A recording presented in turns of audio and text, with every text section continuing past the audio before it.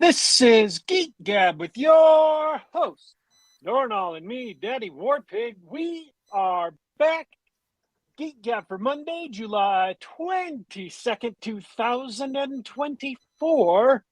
And today we've got our good friend and former host, Brian, on the show today, who has debuting another awesome novel. But before we do, today has been a groundbreaking day, yay, a legendary day, and it is my honor to bring to you the news that just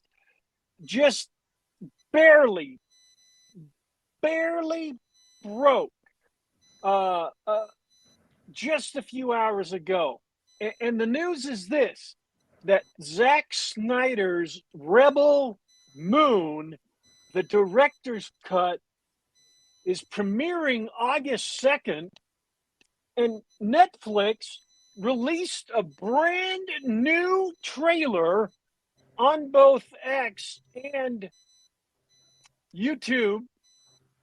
And you're going to want to watch the trailer, folks.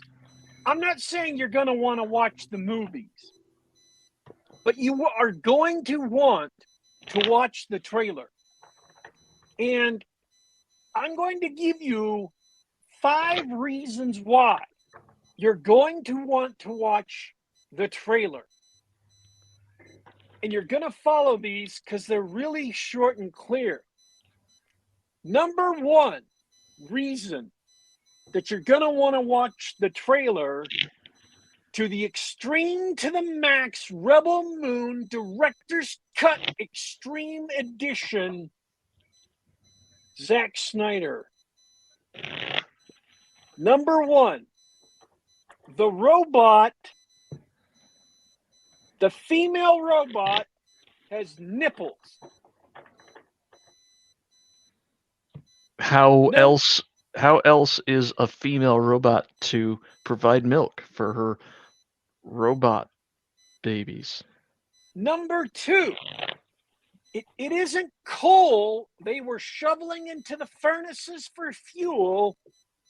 It's skeletons. Skeletons for fuel, for furnaces, for starships. Number 3, literal hentai. Number 4, heads disintegrate with punches, like you dropped a cake on the floor. And number 5, the giant female robot, not the normal human-sized female robot, the giant naked female robot doesn't have nipples. But the human-sized female robot who's wearing clothes does have exposed nipples. So, if you want to experience the most surreal trailer of the year, quite the decade, the century, quite possibly the millennium, you will want to go to YouTube after watching this show and see Rebel Moon Director's Cut. Now, just when you thought that it couldn't get any better, that the Rebel Moon movies couldn't get any better when you saw them, they apparently now contain brutal, bloody violence and gore, sexual content, graphic nudity, and language.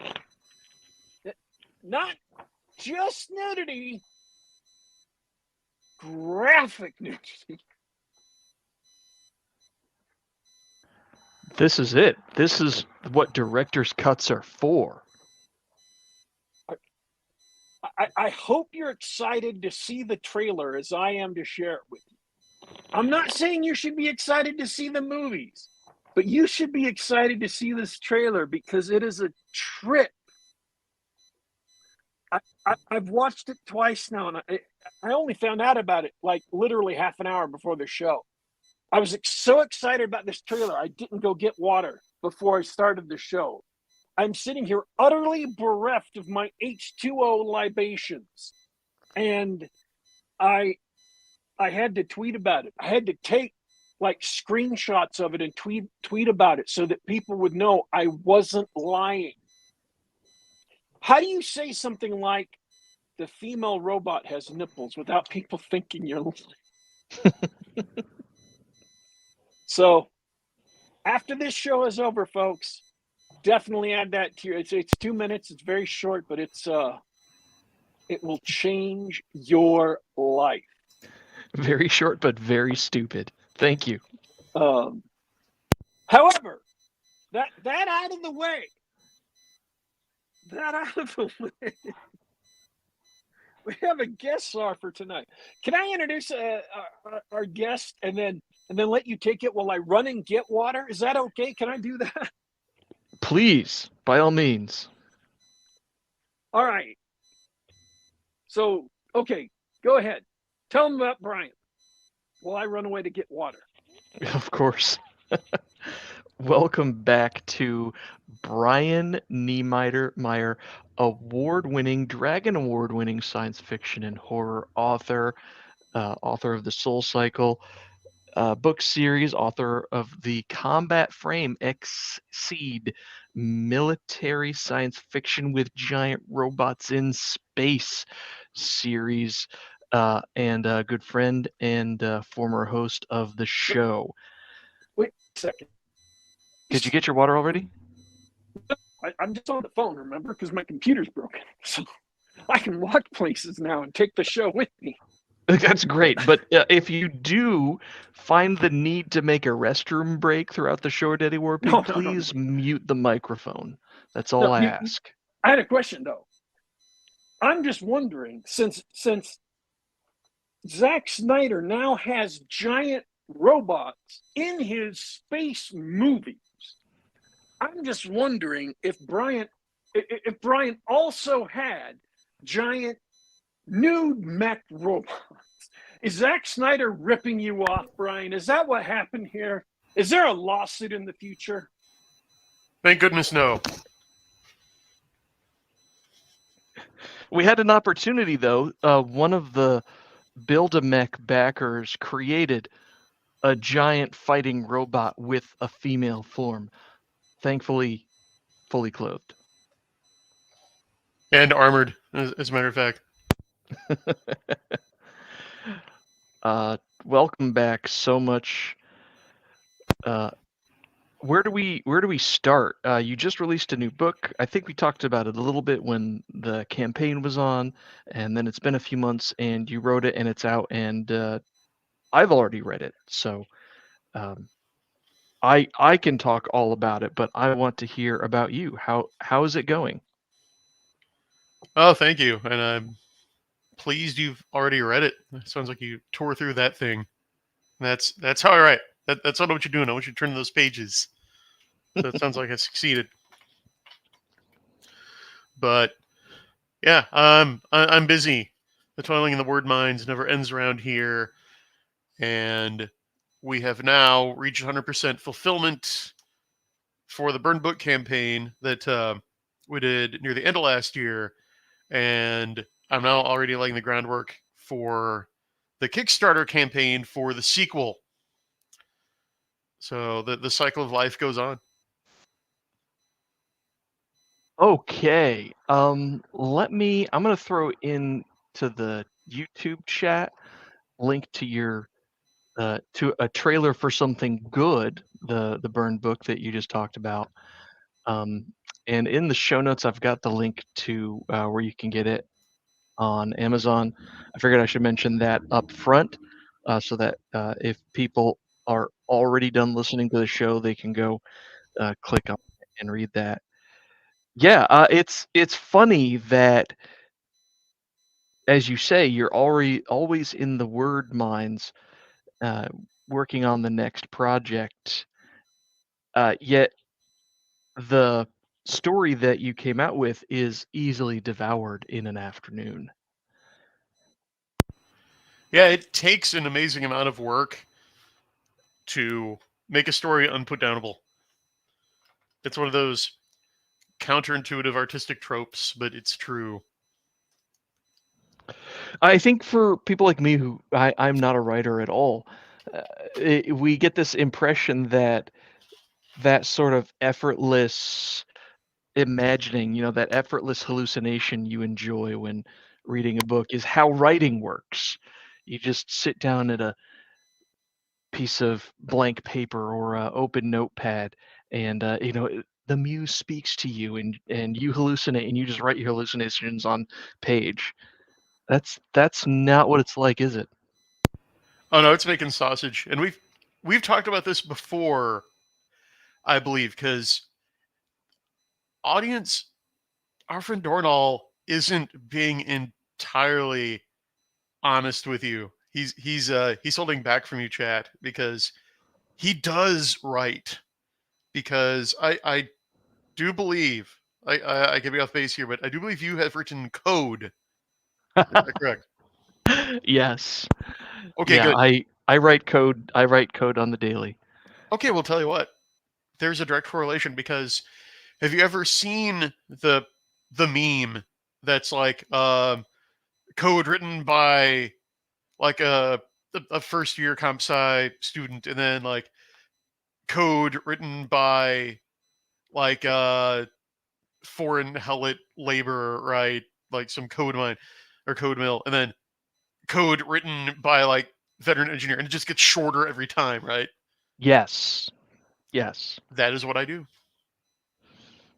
It's so I understand the process. I don't know the mechanics. I don't know what it takes to make writing elegant, but I will say this, and this will be, I'll stop the fanning after this. I did enjoy the book. It was not easy to put down, and um, I think your signature at this point in your career, in your mastery, your signature is tight pacing. It feels like the action, it doesn't stop, and not in the sense of an exhausting 3-hour movie edited to look like it was done in a single take. It is just interesting and engaging, and you want to follow it to the end. And that's that has taken you a lot of work and a lot of time and a lot of experience to sort of sharpen uh, that capability, and I really liked it. Was it are you getting good feedback from your other readers? I mean, am I off base here? Oh, you're gonna make me blow my own horn, but thankfully, yes, I have yet to get any serious detraction in regard to it. It's got a perfect 5-star rating right now, although there's only one rating currently, but it is a 5. And no, I've talked to like more of my backers, more of my neo patrons, more of my mutuals, and yeah, they're just loving it.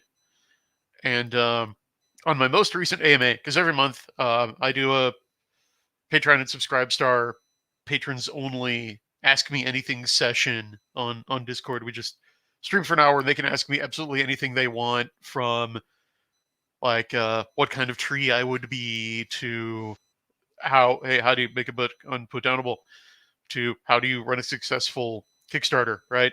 And yeah, one thing that I was asked was, well, hey, how is it that like you're making each book shorter? Because you may have seen pictures online. Like I've had folks who are getting the new book, and they're taking pictures of their libraries, and some of them have all of my books. And yeah, starting with an ethereal, which is pretty chunky. It's pretty Pretty chunk. thick. Yeah, all the way down to this one. The spines are just getting slimmer, and it's not that I'm including less story, because I think pound for pound, the Burn book has as much story in it as, say, Comet Frame XC did, but it's just because I'm getting better at this. Like, as time goes on, if you keep applying yourself to anything, you're going to gain facility with it, and that's a major thing that's going on. That's helping me make make the work leaner and meaner, because as Tron fights for the users, I write for the readers. I know that I'm in competition with Steam and Sports Ball and Beer and Zack Snyder for you guys' entertainment dollars and your time and your eyeballs, so I want to make it worth your while. It stands in sharp contrast to the likes of Stephen King, whose books just kept on getting more and more bloated every year. Yeah, someone else brought that exact comparison up, DW, and I really think that's a dead pub thing. That's a Big Five New York publishing thing, in that, because they're so strapped for editorial resources, when they get a name author who just has a following, and whose readers will just buy his latest output, no questions asked, they just stop editing him. Because, I mean, really, who wants to be the guy who edits Stephen King and has to tell him, yeah, change that? You can just be like, well, do you know who I am? Even I don't have a lot of admiration for Stephen King as a person. But even people I do admire, like Dinar Kuntz, at some point you can tell when they just stopped editing him, because all of a sudden his work got really, really flabby, and the quality of his prose dropped sharply. And this was in like 2005, 2006. He just had this one huge section in the book that went on and on forever about watches and clocks and time, and I'm sure he thought it was beautiful and poetic and stuff, and it was just awful. And I'm like, he is a great writer and a great person, but it seems like just about every writer hits that point where they're big enough and popular enough that they just think that they don't need to be edited, and it's just not the truth.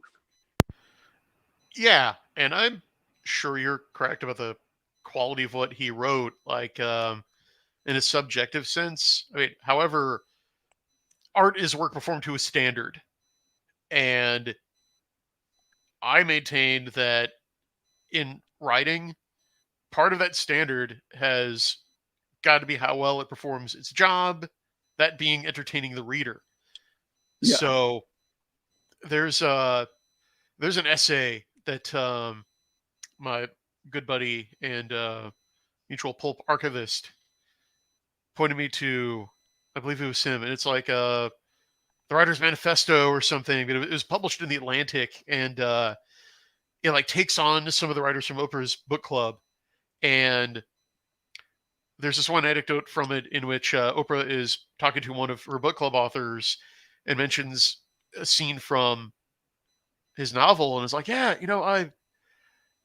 I had to reread that part like 2 or 3 times because I was having trouble understanding it. And the author replied like, oh, well, Oprah, that's how you know it's good writing, when you have to like kind of, mull it over and kind of wrestle with it.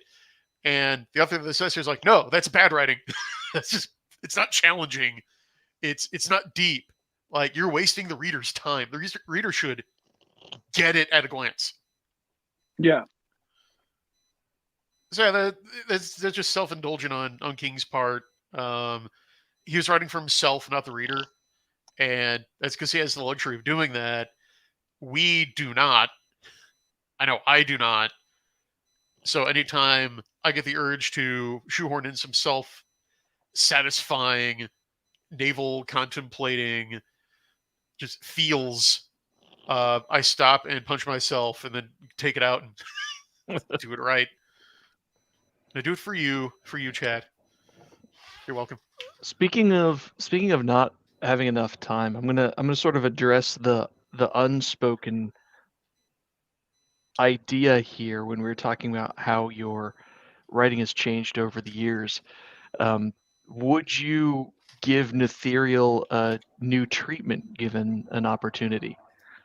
Um, Ooh. Well, when I go back and read my older work, I do sometimes cringe. I'm like, oh, I could really streamline that. I could make that way tighter. oh But yeah, I do that with code I wrote 3 weeks ago. yeah, I think that's where you and I differ because at the same time I don't want to fall into the George Lucas trap, and I kind of want to take a page from Pontius Pilate. Like really, the only time I would be like, no, what I've written, I've written. Right? It's in the past. It's set in stone, and Let's move on. Yeah. yeah, oddly enough, for people who know me, because I'm very much into traditionalism, if not outright revanchism, when it comes to other things. But when it comes to writing, I'm very much forward looking. As I said on X the other day, when people ask me, "Oh, what's your favorite book of yours you've written?" I'm like, "Well, the one I'm working on right now." That's always the answer. I like that answer. We got What do you like about that really quick? Because it reflects your dedication to improvement over time. And it is something that if we're roughly equating writing and programming together, they're both creative endeavors in different ways, but it is easy to go back over some of the stuff you've done and grind this thing out, polish this, polish that. So, oh man, I want another crack at that thing. When oftentimes the best thing to do is to just leave it and go forward. Like, what's interesting about what I'm doing now? How can I fix what I'm doing now? And when it comes to getting paid, right? You're not getting paid to resolve an old problem. Yeah, that is a good point that we can get into a little bit more later because I know you got chats, but I do look at this endeavor as a business. Like not only a business, obviously it's an art, but it is also a business. And the longer I work over a particular piece, the less I make per hour. Uh-huh. So think about it that way. That reminds me of I used to follow. This is a weird aside. I used to follow blog posts from a lot more people. I don't really read blogs anymore, but there's a few of them. I think in particular I want to call out John Delarose. He's a good writer too, and he switched to video. Before he switched to video, he was just ripping out blog posts, and there was no edit. There's no editing. There's no. It was just like stream of consciousness, whatever comes off the top of his head, and I was like, this is crazy. I know I can't look at that typo and deal with this. And he was like, I don't care. I don't have time to. It's not worth my time to put any additional care or editing into my blog post. Like it's such a small part of the whole package of my readership, which I thought was really interesting. I don't know if your experience is the same. Oh, I wish I could, but that's one area in which I think he's right. I mean, if you want to see a consummate author, like an artist, really businessman, yeah, look to John's example. And yeah, he is prolific and excellent. But yeah, my OCD will not let me do that. It's also another reason I'm an editor in addition to being a writer. And yeah, I've got to give my blog post at least one pass. I just I would just want to die. I would feel like death if I just let an unedited post go. And like 11 years of blogging if it not broken me of that habit. But we'll see. I'll get the grace to overcome that someday. It just means you've got the quality to quantity dialed in slightly differently. And also, yeah, my blog is more the centerpiece of my online presence, so it is a way bigger part of my readership than John was for his, because I don't do video, so they're different approaches. Like if And there's a different I, audience yeah, for each. There's a different audience for each. You know, as much as I like John's writing, I actually almost completely tuned out of everything he does once he went almost 100% YouTube. Some people love this stuff, this format, especially my my listeners are adoring fans here on the Geek Gab. I do want to take a moment to pause and say hi to these guys. We've got some old favorites back for the show. Hey, Fiona Wolf. Hey, Rawl. Good to see you. Mercurius. Simon Hogwood. Good morning. I wanted to, and I'm just looking for a great question from not a question so much, but let's talk more about the burned book, Stormcrow. He didn't know about the burned book. He says, finally, someone mixes Tolkien with Berserk. That alone has me curious. oh, then you're who I wrote this for. Can you, for those of us who haven't seen much or any Berserk other than the memes on Twitter, what does that mean for us? Okay, and that's good. That's very good that you haven't seen it, because Berserk is a long-running manga series by mangaka Kentaro Miura. Sadly, no longer with us, so let's I'll pour one out on the curb for a homie. And Did you it's have a this. chance to finish it first? No, he did not. Sadly, so it's getting Robert Jordan, his friend and longtime collaborator, is finishing it based on his notes. So we will see. Like, which sucks because it's like one of the biggest like tease cliffhangers. Like not on purpose. It's just it's very episodic, and he died like right in the middle of a major story arc. So that's a problem. But and Berserk is a pastiche too, because the way Miura described it was that it's a combination of 70s kind of exploitation stuff like Devilman or like the Go Nagai stuff, and Rose of Versailles, like the period, like pre-French Revolution romance anime. And he, with honestly a little Hellraiser, more than a little Hellraiser thrown in there. So there's some definite Clive Barker. Oh, wow.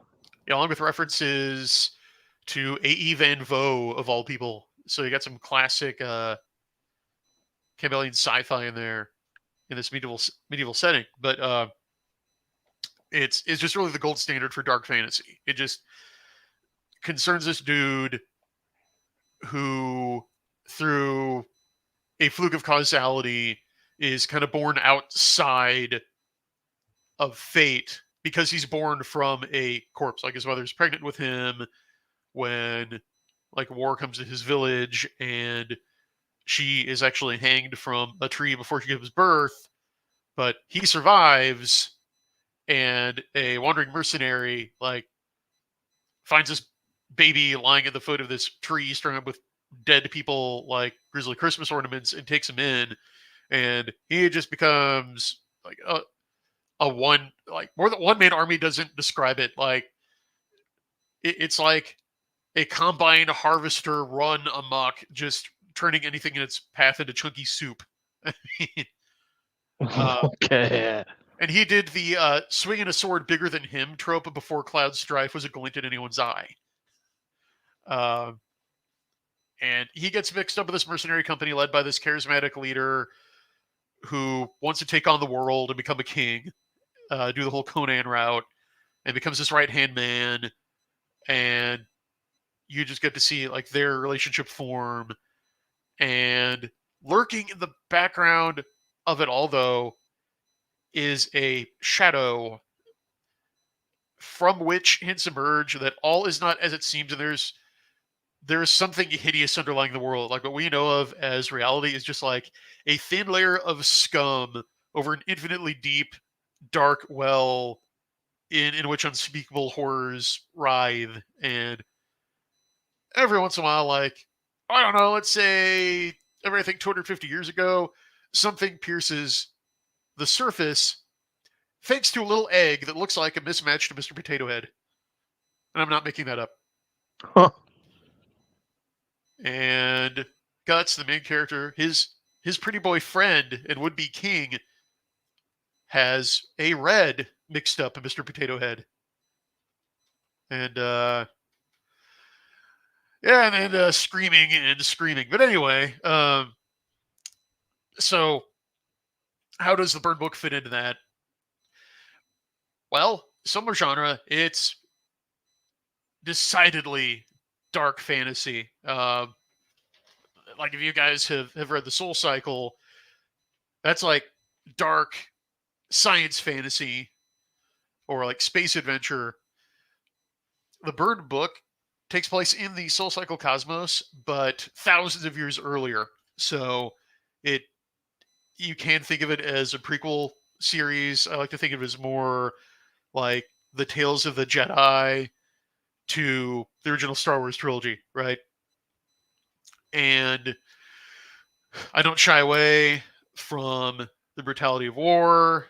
One thing I tried to do in like with every death and every fight scene was avoid the easy tropes of dispatching someone by like running through the heart or decapitation. I did a little medical research and tried to find more interesting ways, but realistic ways to kill people. And like all in service to the theme. It's not just gratuitous. But also you've got similar themes like fate versus free will is a biggie in this series in particular because one of the major characters is an augurer. He is a priest of the god Bifron, who is a god of causality, beginnings, and endings. And he was born under a particularly nasty sign. Like the augur who attended his birth performed a divination and told his parents, like basically shaking his head sadly, like, this will go poorly. Oh. So he is just dead set on finding a way to intercede with fate to change his. And that is a really, I think it's a fun character to watch because he's the other people in the world seek him out for his abilities, and it's sort of a thankless job, and he's and everything he comes up with throughout the story just seems to make everything worse. You wonder why anybody asks him anything. Yeah, well, it's the forbidden fruit, right? Like, what if you knew a guy who could obtain with some degree of precision knowledge of your future? How, could you resist that temptation? Also, I look at doubt the it. look at the kinds of people who do seek him out. Yep. Yeah. Yeah.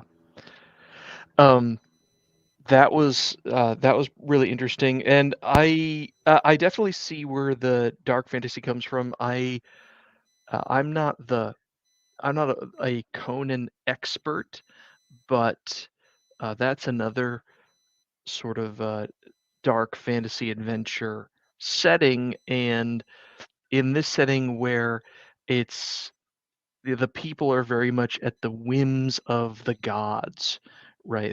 It's a bunch of pagan societies who are sort of at the gods' whims, uh, literally, and it feels like that sort of like the serpent god or in Conan, or Yeah.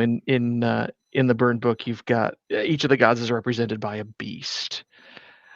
And each of the gods relevant to the story anyway, and the And the augur, of course, the presence of the augur lends a little more.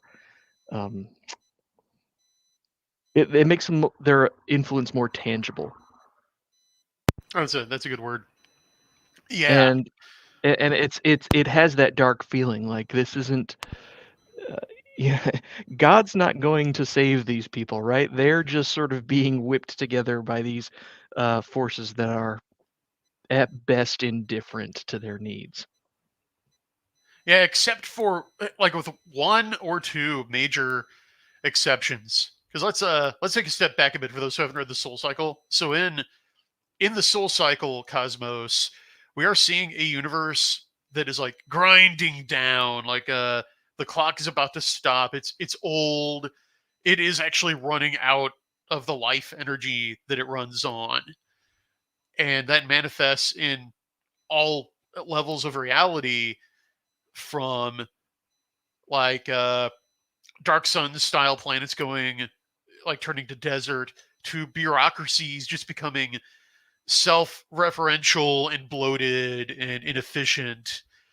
And at this particular point, again, thousands of years in the future relative to the burned book, faith has really died out. And there's been this kind of pogrom, kind of Soviet style in the past, wherein this guild that took over everything said, okay, well, we're like officially materialists now. There's no room for these fairy tales. So just knock it off. Like, you're not a baby anymore. Put down your rattle and go to work.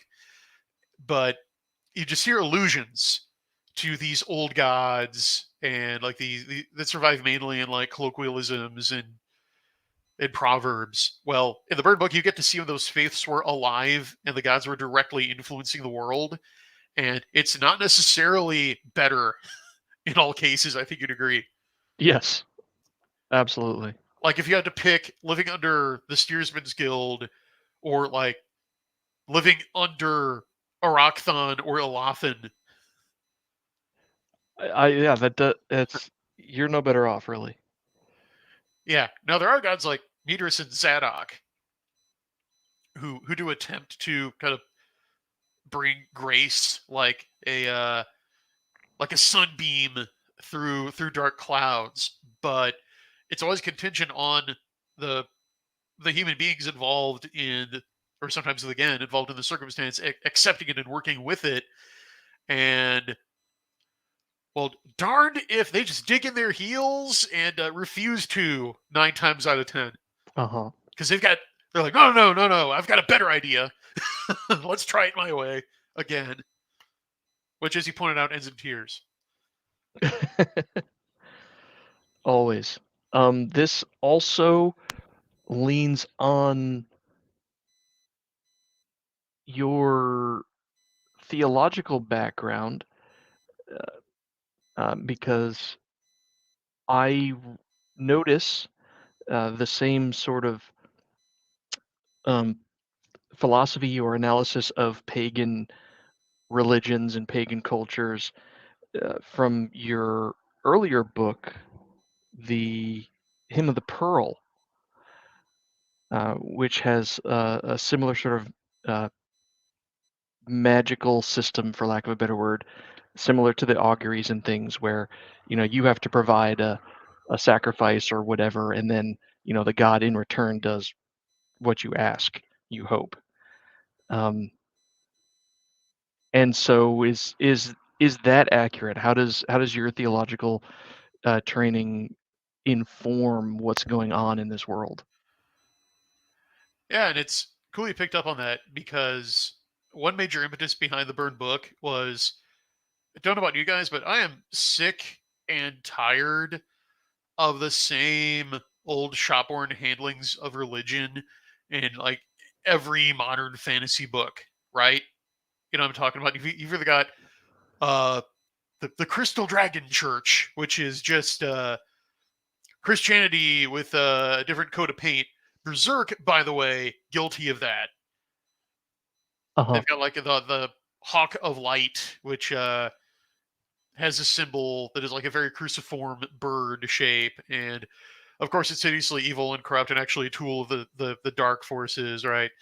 Like, you've either got that, or you've got this like almost idyllic, idealized paganism that seems to be a pain to. Oh, weren't those simpler times? We all had our household gods, and you could decide which god you wanted to worship, and it was much more democratized, and it just kind of like idealizes paganism, and it's pretty clear that authors who write that have done either no or like extremely limited research into pagan religions. Our buddy David Stewart has had some great things to say on that subject, because yeah, the whole idea behind paganism was it was a transactional relationship, right? Like the gods don't love you, okay? Because like in ancient Greece and Rome especially, Fortuna was overall like the fates were over everything, even the gods, and they just dictated everything that happened to you, like the whole course of your destiny. Now, however, there's a hierarchy of being, and the greater can intercede in the fates of the smaller. Just like an ant can be busily carrying like a mushroom back to the anthill, and you, as a higher being, can choose to intervene in its fate and crush it. Or you could like pick it up and carry it and get it home much faster. It's kind of up to you, right? Even though you're both under fate, but you have a little leeway in the ants. That's how they saw the gods. Like the gods are still under fate. Like they cannot overthrow it. The gods can't change their own fates. Right? Like at Ragnarok, the gods are fated to die, right? But they're powerful enough to intervene in yours. But they don't love you, so you need to pay them, you need to bribe them for it. So like what real world augurs would do would be like, let's say there's a plague or a drought or a looming war or something, right? Some disaster. One, they would take the auspices, they would like either read oak leaves or the flights of birds or birds' entrails, and one, diagnose the cause of the disaster. Like, okay, which god is mad at us and is sending this calamity, and why? What did we do?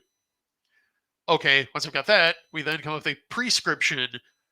Well, what can we do to make the god happy? Like, what sacrifice? And the augur would then prescribe, like, okay, well, the god wants a 3-day public holiday and feast declared in his honor, and we celebrate that, and then he'll end the drought.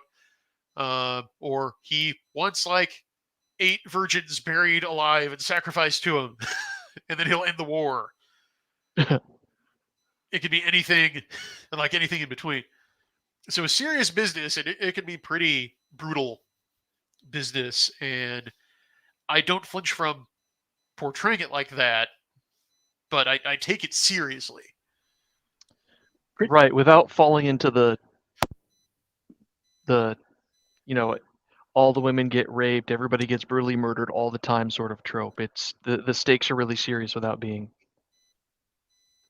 One of the things people don't talk about nowadays is that pretty much all pagan religions practice human sacrifice. And so that's some of them didn't do it as bad as others. If you have like the Aztecs as far as I know, the absolute nadir on one side. I don't know of any culture that was as bad as the Aztecs, but all of them did it to one degree or another. So it's very definitely something that gets glossed over a lot. Yeah, and I believe that's correct. I can't think of a pagan religion that did not. And even if it was, you could argue on the other side of the spectrum from the Aztecs, which is, well, hey, like let's execute these POWs who were going to be executed anyway, but offer them to like Ares to lift this siege of our town. That's still a form of human sacrifice, but you're not sacrificing innocents. Like, these are condemned guys anyway. Or have either of you guys ever heard of the Persian ritual of the false king? No. Never heard of that Oh, one. okay. Okay. I'll give the Spark Notes version here. Okay. So the ancient Persians, big into astrology, right? The three magi in the Bible almost certainly were Medes, which was the priestly class of ancient Persia, and they were called magi, which is where we get mage. Because, kind of like augurs, instead of consulting birds, they would consult the stars to get insights into future events. And there was one planet they paid particular attention to, which was a planet associated with kingship. In fact, it's been associated with kingship in almost every civilization. Can either of you hazard a guess as to which of the planets in our solar system is the planet of kingship in almost every astrological system ever? Jupiter. Bingo. Jupiter. Bingo. So the Medes would pay particular attention to what Jupiter was doing at any given moment. And like all signs, Jupiter could indicate something good is going to happen to the king and therefore the whole kingdom he represents, or something bad. Guess what they would do when Jupiter indicated like the worst possible fate for the king? I imagine it was time to find a new king violently.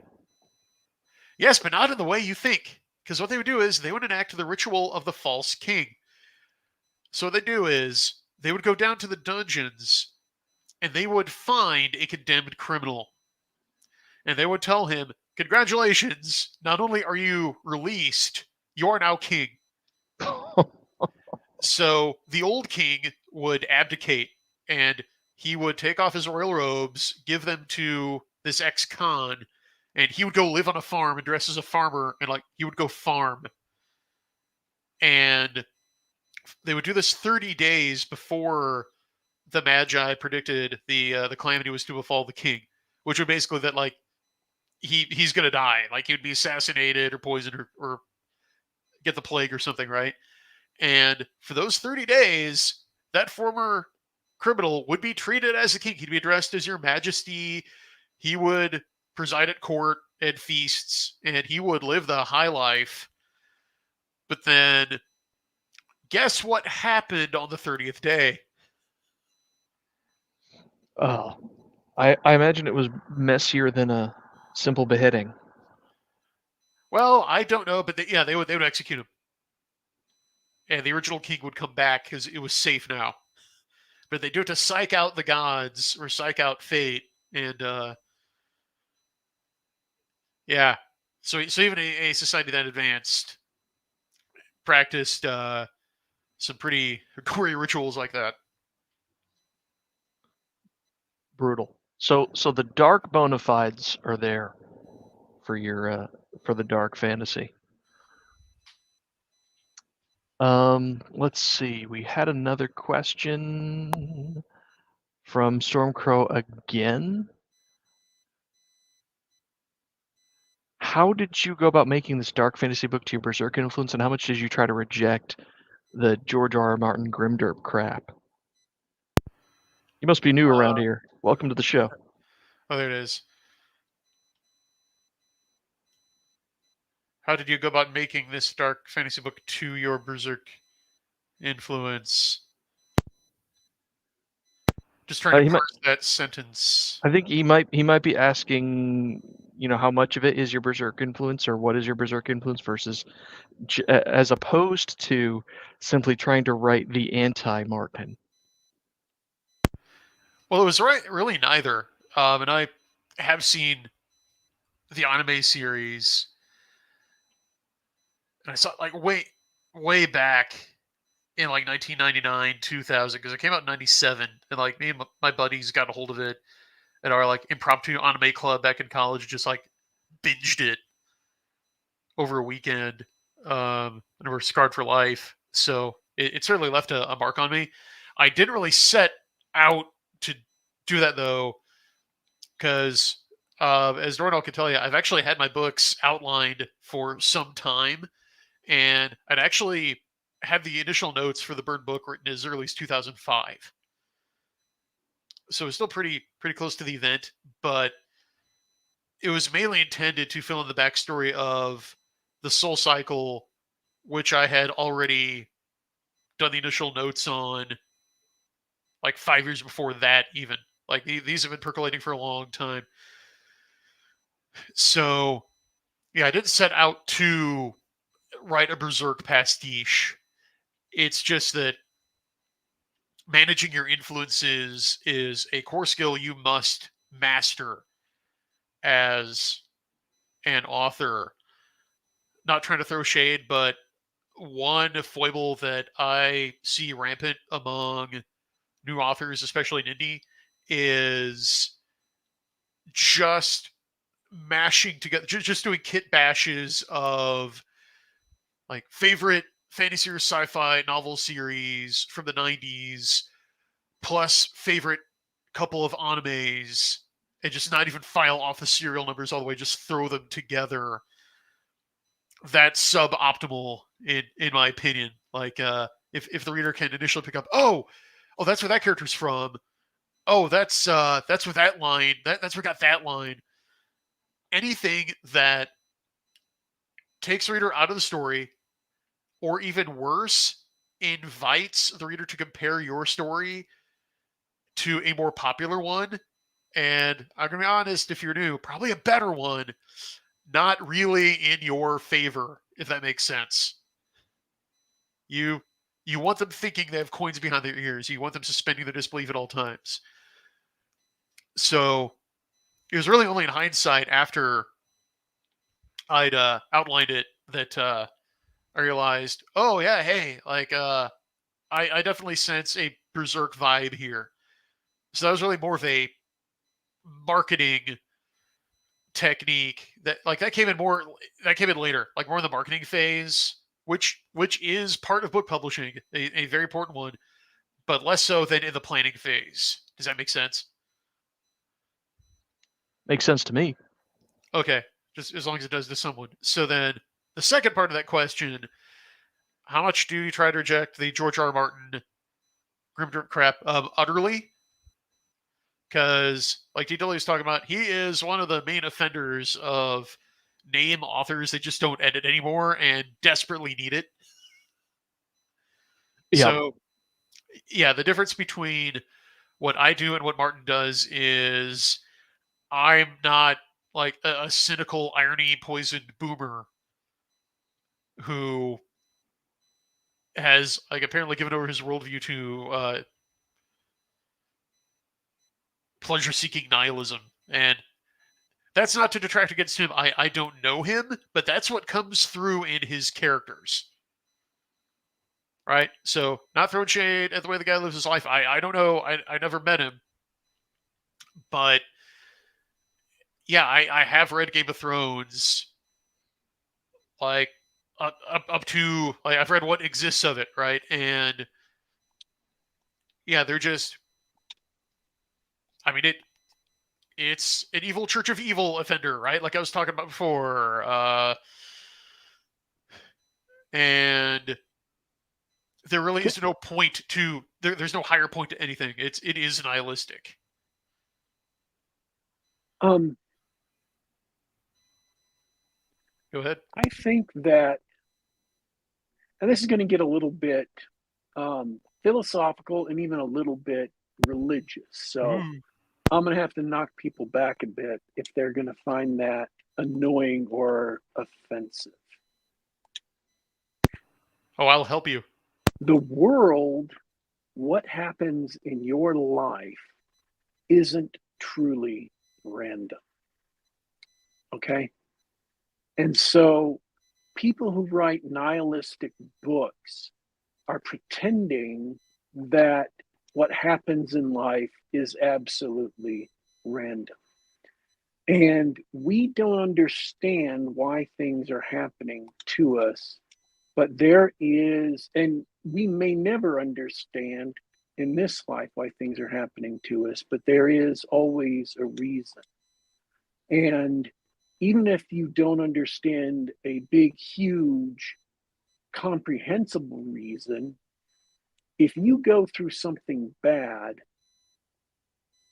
you can, if you respond to it properly, come out of there at the very least with some empathy for people who have also suffered that same thing. And thus you've become a better person. Okay?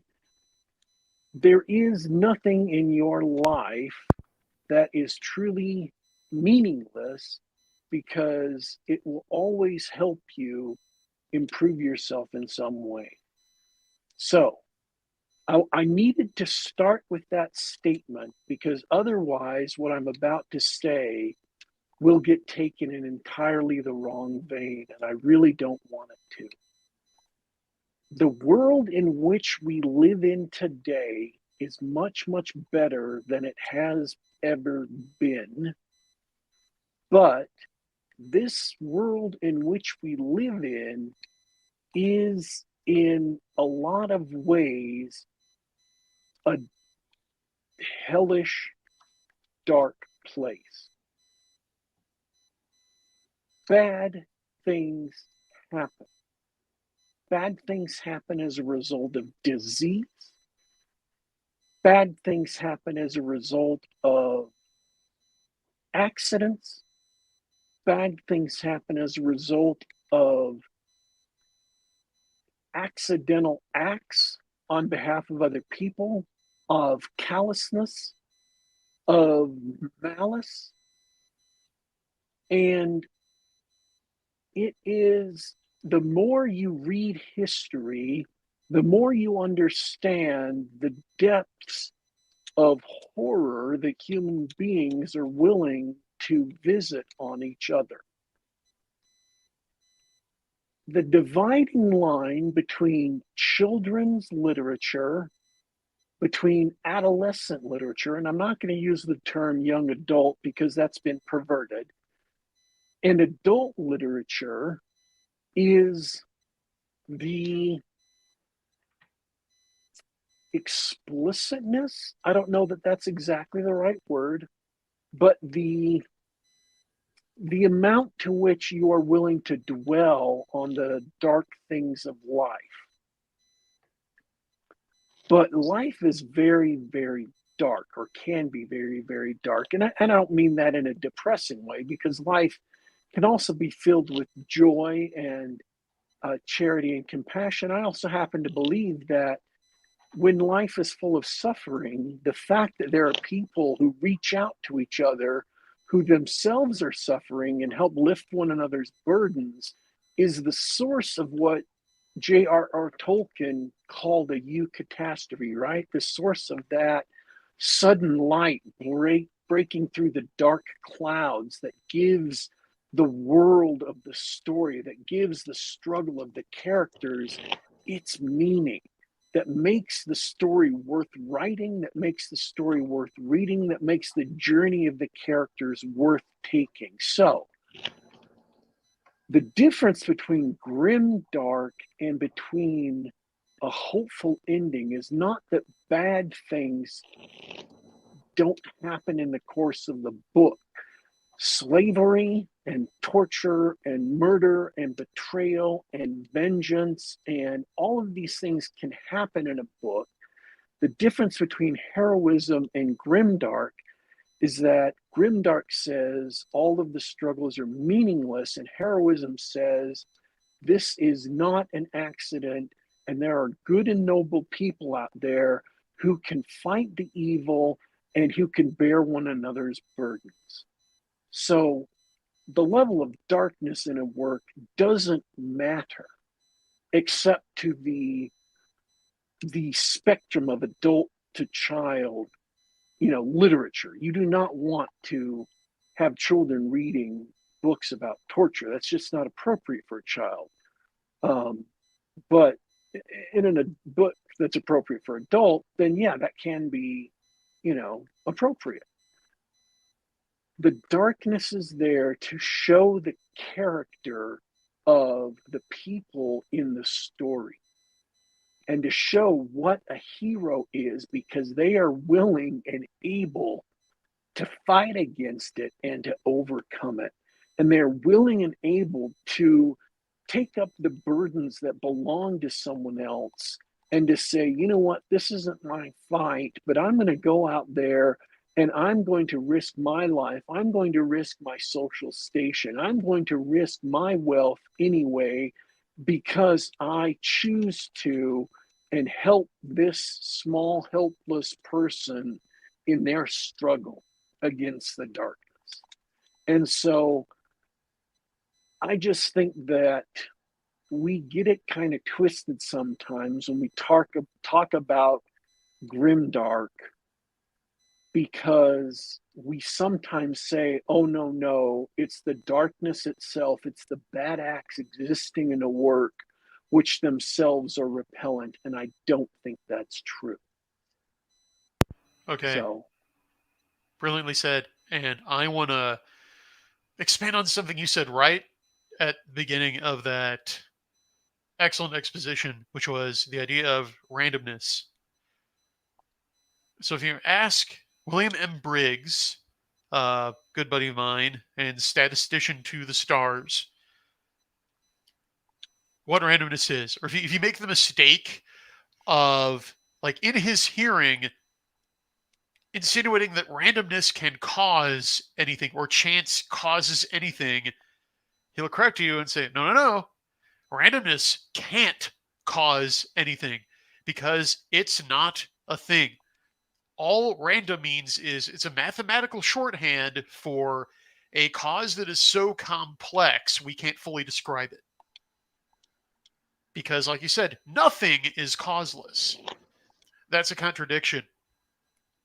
And you're absolutely right. And that's what other readers have said sets my book apart from works like Martin's and even like Kentaro Miura's, because, believe it or not, I find Berserk to actually be worse in the nihilism department than a Game of Thrones is, because in Berserk, like, they unironically go full, oh, bad thing happened, therefore no God. Like, not only that, but like, the problem of evil is God in that world.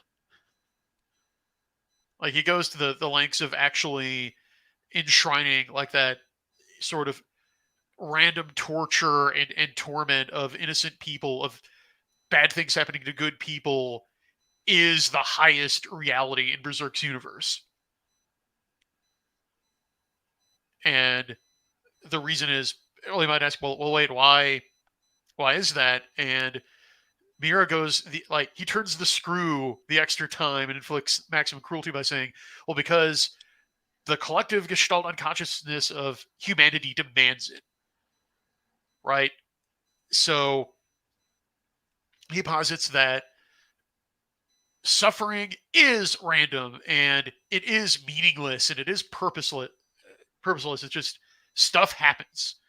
But humans, being rational, have this deep-seated need for evil to have meaning, and their collective desire for there to be a tormentor who is inflicting these pains upon them actually creates it and makes it real. So it's the idea that this darkness, this torment, it's bearable as long as there's something behind it that's somewhat intelligible. And yeah, that's deeply evil. Like, that's twisted. With my work, as readers have pointed out since the Soul Cycle, yeah, there's darkness. Yeah, bad things happen sometimes, often even to good people, but there is always at least a nod to objective right and wrong. There are good and evil, and bad things happening to good people is evil. It's objectively evil. It's inarguable. The universe itself backs it up. And when evil results, it is because of bad people making bad choices. So that's how I avoid the GRM nihilism trap. And it makes for a good story too. I'd argue it makes for far superior stories, and that's not just me blowing my own horn. I mean, DW just mentioned Grandpa Tolkien there. He had it figured out. Right? Because what emotional impact would You Catastrophe have if there weren't characters like Saruman and Morgoth and Sauron who knew the score but chose to act against the good anyway? Yeah, and Saruman's sin was despair.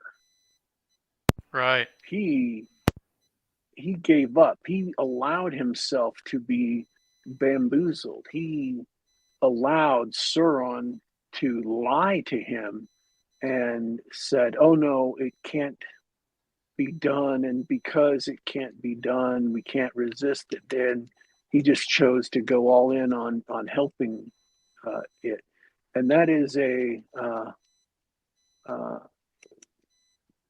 that's a very profound understanding of human nature. Um, to have a character like that, I think I'll be also. Let me say something else that's going to offend some people. I think one of the problems with writing villains nowadays is most people don't understand evil. Um, and I don't mean people probably, I'm not talking about the people listening to this show, but most writers and most individual people just truly don't understand evil. They don't know what evil is. They don't know what's going on in the heart of an evil person. And as soon as someone breaks out the talking point that, oh, people are, I hate villains because they're evil for no reason. And what they mean by that is, oh, I want a villain who's evil because he was picked on in the third grade and that sent him on a path of badness, and that's why he's evil. That's not what evil is. Evil is something that people do because they choose to, because they want to. And fundamentally, it's because they like it. People steal from other people because they want what other people have, but also they like victimizing other people. They like knowing that other people feel helpless, that other people feel violated, that other people feel, that something precious to them is missing and they can't do anything about it. And thievery isn't one of the greatest evils that you can do, but it's a universal evil. It's one of the evils that's universally recognized in all human societies. And so we can, the others being like murder, rape, infidelity to your spouse, things like that. These are universally recognized in all human societies as being morally wrong. And you can track the descent of a society towards its destruction and dissolution by how far they've gone to abandon these values that they once held at their beginnings. As soon as they start abandoning these core virtues, they've started their own, they're racing towards their own destruction. But people do evil because they like it, not because other people force them into it. Because if the real reason you're doing evil is someone else was mean to you, that means that you're not really evil. You're just another victim. The person who is really evil is the guy who made fun of your haircut in third grade. It's just another way of excusing evil, not explaining evil. Absolutely. Absolutely. To add another big one, lying to your in-group, like lying to your fellow countrymen. Yeah, universally throughout history, seen as wrong because that's corrosive of social trust, like of what's needed for society to survive. And yeah, the fact that there is no distinct morality. Like we might have differences around the edges and like shades of interpretation, but I actually find that one of the strongest arguments for an objective moral order, that there is universal morality. Like we can point to it, like you really just did, and evil is acting against it in your own self-interest. And as Aristotle and Aquinas would describe it, no one actually seeks evil for its own sake. No one gets up and says, well, I'm just going to be a right bastard today. I'm going to be a total jerk. Rather, evil is the pursuit of some misperceived good, or good in a deficient or excessive degree, right? Like, too little justice is greed, but too much is tyranny. Right? And you can apply that to any of the virtues. That's a little too abstract for my tastes. I just know that people have urges and they have desires, and if they choose to satiate those at the expense of other people, and they come to like hurting other people in order to do that, because there's a difference between being corrupt or even wicked and being evil. You can be corrupt and cheat someone out of money by lying to them about, how strong a piece of wood is. That isn't evil. That's corrupt. That's wicked, but isn't necessarily evil. Evil is when you steal from someone and you gratuitously hurt them in the process, and you take joy that you've hurt them. It's above and beyond something normal. People like doing bad things. As soon as you have that love of doing bad things, not doing something that's shameful, and you still feel the shame, but you do it anyway, that's corruption. But as soon as you start to glory in it, that's evil. I mean, sorry, I've gotten way too abstract anyway. I've gotten off into imponderables myself, so I apologize for that. No, it's fine. It's interesting how, excuse me, like our philosophical kind of like we're two blind men feeling the elephant of evil, right?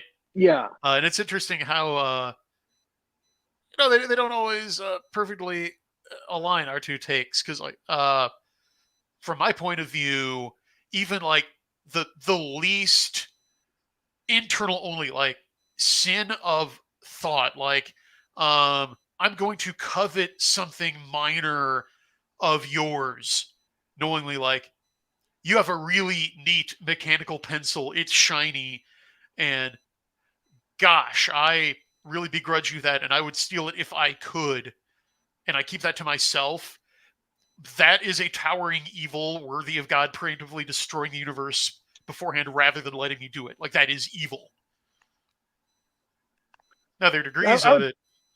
I would say that's a sin that you should repent of, but I wouldn't call that actually evil. If you are moral enough to not do it, that's a good thing. Okay, but I'm saying if I do it, like I think that knowingly, like I engage my will and I will that thought, that's evil. But anyways, yeah. All I'm saying is that people don't understand that a person who hurts other people because they want to and they like it and they choose to, it's not because someone else picked on them. It's because they've made that choice. Oh, big agree, DW. Yeah, we totally agree on that. And yeah, good job pointing that out, because that is where guys like Martin, and even again to a greater degree Miura or Clive Barker fall short. Because since chat brought it up, like to get back to Berserk again, and like where my work differs from Miura's, there really are no real villains in his series. Like even the demons, even the greatest demons, are portrayed as just as tortured, if not more, than they are tormentors. right? They kind of because they all have tragic backstories, like they used to be human and suffered this like despair event horizon, right? That's really the sin of Saruman, the sin of Denethor is like shared by all these guys, and so they turn to the darkness to like at least cash out on their way out, like at least get something out of it, and it then becomes their job to inflict suffering on mankind. But they can always fall back on kind of the sop of, well, you guys are literally asking for it. Like, we're providing a service for you. We're giving meaning to your suffering by providing it to you. And it just so happens, well, yeah, we were bullied in 3rd grade, so we deserve kind of we deserve our revenge too against society. And you're right, it's that not only lack of understanding of what evil really is, but this desire to want to have their cake and eat it too that is really inescapable because, like, at least in the West, and remember, Berserk draws on fiction inspired by pre-revolutionary France. So you've got some Christian influence there, and it's got like a crystal dragon church. But in the West, Christian morality just is the default moral system and has been since the Middle Ages. So there's no way to get around appealing to it on some level, even when you're trying to undermine it, as with the problem of evil. So one reason that the sympathetic villain trope always falls flat is, like you were pointing to, you can always just cut through the red tape and say, yeah, but what he did was wrong. The way that she exploited that guy knowingly, it was wrong. And are people overgrown children who are not responsible for their choices, or are they moral agents who, yeah, may have had a rough time growing up, but that doesn't, like, 2 wrongs don't make a right. They don't. I suppose I'm saying. Wow. All right. I think that was an awesome exploration. And that's one of my favorite things about having you on. But let's talk about the most exciting thing you've ever written, which is what you're writing right now. You've teased a sequel to the Burn book. Yes. What have you got in Burning in the Fire? Well, coming up next, we have Lord of Fates. I don't suppose there's a way to display the cover. Middle of the cover. If I get a link to that cover, I will display it, and that's on me for not having it ready ahead of time. No, that's okay. Me too. But yeah, my awesome cover artist who drew the covers for all of my Soul Cycle books, Marcelo Orsi Blanco, also did my Avi here for the cover of the Burn book. He is back. He did the cover for Lord of Fate, Arkwright Cycle Book 2, sequel to the Burn book. And it's a direct continuation of the story in the Burn book, picks up right where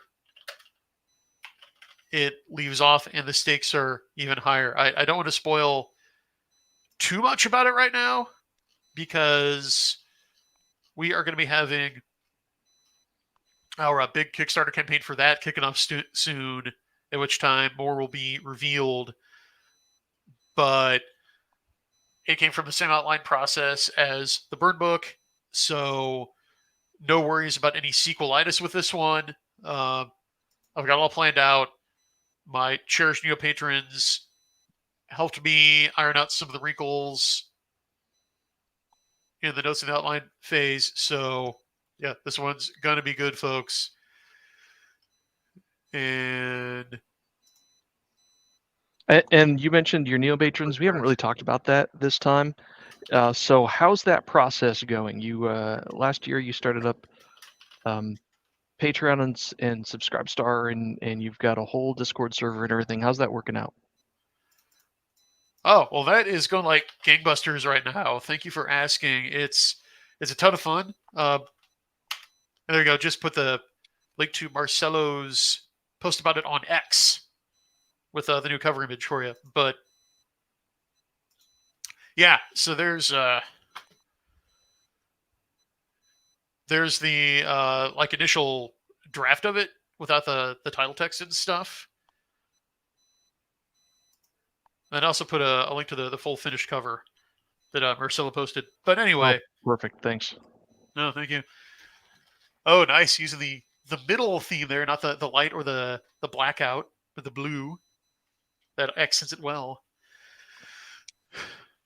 But anyway, the new patronage. Even I drag my heels on adopting the subscription service model, like through Patreon and through Subscribestar for years, because I wasn't sure if I could take on the additional responsibility. But some very savvy buddies and some other artists like John Delarosa gave me some pointers, and I launched it. And we are just having all kinds of fun over on the exclusive patrons Discord server. Not only did they get to see stuff like this, early first looks at my work before anyone else, they get to, at certain tiers, influence the course of my projects. And plus, we just have all kinds of fun messing around on the internet and discussing the stuff that you do on social media, but with like a more handpicked, elite, tight-knit group of guys who mesh really well. So, yeah, we're doing great. We're going from strength to strength. We would love all of you, both in the chat and listeners to the playback, and even UDW and Dornell to swing by and join us, because I know everybody would welcome you with open arms. But it's been great. That's cool, and you can get links to that at brianniemeier.com, and we'll add links to those sites, whatever you want. We'll add those links to Ooh, thanks, the and show shout notes out. for later. Thanks. Sorry to interrupt, but I've got to. Honor commands me to give a shout out to my cherished new patrons, Decal and Ron Nyanzi in chat. Thanks for showing up to support the book. These guys help with. Yeah, and we didn't spend the whole episode talking about my contributions, which is a different from the norm here on the Geek Gab. Are you planning another crowdfunding perk where we get to design some aspect of the narrative with you? Oh, we'll go ahead and give him the background. What did you do? What did you do? What did I do? You offered to work a weapon, which is because we're in a dark fantasy world. Instead of designing a giant fighting robot, you offered backers the ability to design a mystical weapon for to influence the story that you're writing in the burned book. And so you had 3 of those, and 3 of us signed up, and we did that. Mine I think is the coolest. The downside is that it's so cool that it's so big, it's so massive in its import that it got squeezed out of the burned book. And as I understand it, it's going to make it has a cameo. It'll have a full appearance in the next one. Is that right? Yeah, I included it. Oh, and by the way, I put the link to it in chat, so you can go ahead and show everybody. Oh yeah, let's do this. But yeah, it has a pretty big cameo in the epilogue of the burned book, and it's going to keep popping up. I think it might be book 3 before you get to see you get to see it in all its glory before it attains its final form, because it has to build a power for that long. But yeah, we're going to be checking in on Hunger every now and then, and there were 2 others that are awesome patrons made. Perhaps not as awesome, but awesome nonetheless. There was DJ Schreffler's Grey Mercy, and then Empereb's Soul Razor. But yes, our next crowdfunder will give backers chances to create additional worked weapons. There it is. Good. Oh yeah, I'm excited for that to happen. Would love to. We will definitely have you on and plug that when that's up and running. This is really cool process, and I guess for anybody who's listening, who if you're still here, obviously you're interested. If you've been listening for this long, and if you think this is a book that you kind of like, check it out. If you think Brian is the type of person that you want to talk with about books or authoring or anything, uh, do look at the Patreon. Do follow him on Twitter. Check this out. And the next time he does a crowdfunder, look at those perks, because the biggest benefit to the perks that you put out is author access, right? So if anybody actually, they truly like you and what you're doing, this is the one of the coolest, most interesting ways to interact. And as soon as you find common ground, and I know this was the same with me. I don't know if it's the same with the other backers, but as soon as we found common ground, the the whatever output whatever we made out of the process ended up being bigger and more interesting and more important to the story than we initially thought. It's cool. It's really cool. Yeah. I think Plus, go ahead. I mean I think Go. you've leaned in to your neo patronage model, and I I like the way that you're doing it. Um, I have limited experience. I don't go on Patreon and give people money for things, but a lot of creators have that nowadays, and I get the impression that they don't get the same kind of interaction that you give. That might be fair. I've seen other authors, Patreons, and subscribe stars, and it's mainly, well, hey folks, here's this week's chapter of the web novel I'm writing right now, and you get it like a week early before I put it online, right? And yeah, joined the Discord where uh, you're mainly going to talk to each other, and yeah, I might drop in every now and again to just like drop a link to my new project, but don't at me. And like I'm not to single anyone out. I'm not going to name names, but one of my newest cherished patrons on his first day on the Discord was talking with the others like, "Oh well, is it a faux pas here? Is it talking out of school to directly address Brian?" And I was like, "No, dude, he's not an egomaniac control freak like some guys with Patreons. You could just add it, it's fine." That's Yes, literally the point. Yeah. My response would have been, well, one, that's not what that saying means, but two, Uh, um, I, I I'm really excited to see what's coming up next. I really like the Burn book. Uh, Fun to read. Just it takes an afternoon. Grab the ebook if you don't hate tree. I don't know. I got it in dead tree format. I prefer it that way. It's good. Um, I don't know what else to say.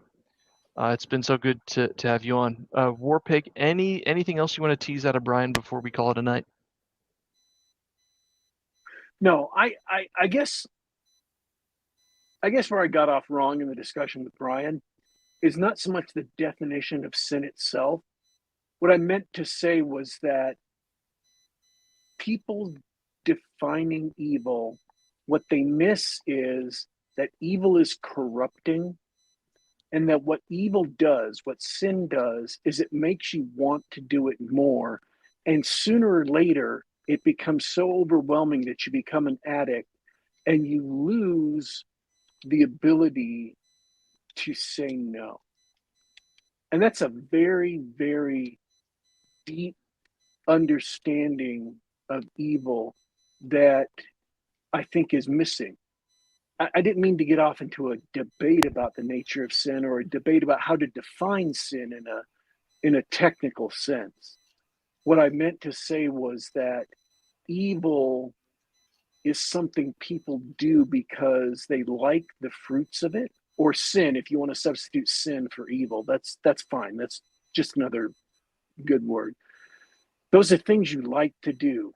You like to eat gluttonously. You like to indulge in sex or lusting after someone, or you like to get property by stealing it, or you like to uh, exercise power over someone by beating them up, or by being a capricious boss, or a capricious bureaucrat, or all of the myriad sins humans can indulge in. You do it because you like it. You do it because you're tempted, and you give in to the temptation. You find you like it, and the more you do it, the harder and harder it is to say no to it. And that's where evil comes from. Is you start down that path, and it begins to wrap itself around your heart. It begins to weaken your will against denying that sinful part of you. And I just don't think that's well reflected. I don't think people understand that. And so I think their villains are pallid and useless and colorless, and fundamentally their villains basically they're bullies. That's all. That's the single modern template for a villain. They're bullies. Even if they're bullies who are just, and they call them bullies. Oh yes, we're Americans and we're over here fighting in Europe because to defeat Hitler because we don't like the bullies. And I'm like, really? That's why you're fighting Hitler? Because you don't like bullies? That's what Hitler was? A bully? And to go all Norm Macdonald on it, people thought the worst thing about Hitler was the bullying, and I thought the worst thing about Hitler was the mass murder and conquering other countries. So yeah, one of those things. If you're gonna write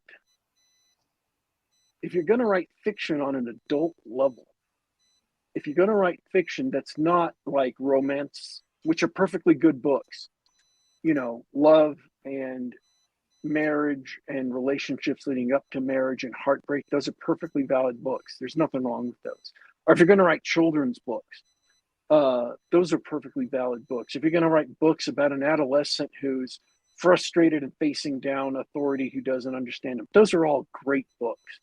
But if you're going to write books about fantasy and epic nature and this dark world that we live in, you have to understand evil.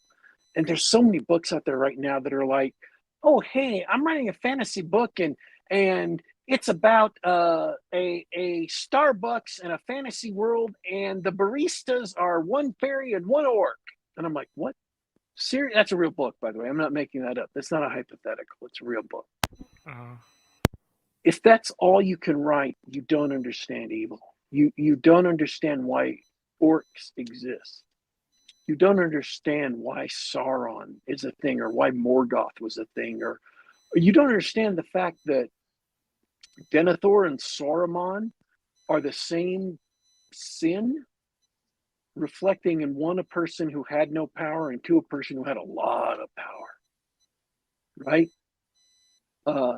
Person who had no power gave up and killed himself. The person who had a lot of power took that power and used it on behalf of evil. Same sin, sin of despair, used in two different ways. You just don't understand evil. So that's what I meant to say, Brian. If I could go back and clarify that part of the discussion. Understood. Yeah, that makes total sense, brother. I'm picking up what you're laying down. I like it. All right. Good discussion. I love where our chats go. I think we're gonna give it to you, Brian. Last words, last thoughts. Well, thank you, DW and Dornall, for having me back on. It's always great to come back and catch up. And I always find myself sliding right back in to to my old comfy spot. And with the chat, always great to see you guys supporting the show. Thanks for letting me plug my book. I will also point out that in addition to the working weapon, you will have other ways to make your mark on Lord of Fate, including a chance to be in the book through a character named after you, or perhaps the friend or loved one of your choice, for a reasonable fee, and for a slightly more but reasonable fee, I will kill you, or perhaps the petty boss or third grade bully of your choice in the book. And you know it's going to be good. I love those. Thanks for coming on, Brian. Always a pleasure to have you. We'll see you again soon when you kick off that next book. For now, check out the Burn book. Links are in the description. And you can find him at brianniemeier.com and Twitter at Brian Niemeier. You can find me on Twitter, although I don't post much. You're better off following Daddy Warpig or going to the blog at www.geek-gab.com. And I think I'm done for this week. Awesome seeing you guys in the chat. I hope everybody listening later really enjoyed the discussion. And I will see you guys all next time. Daddy Warpig, take it away.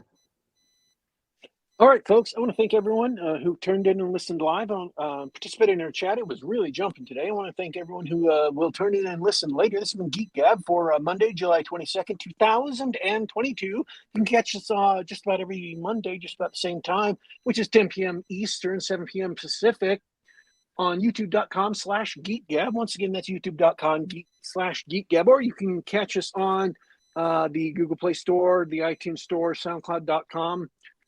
Just do a search for Geek Gab. Subscribe to us on any of those places. You can download us to the device of your choice. Listen to us on the web. Listen to us on your computer.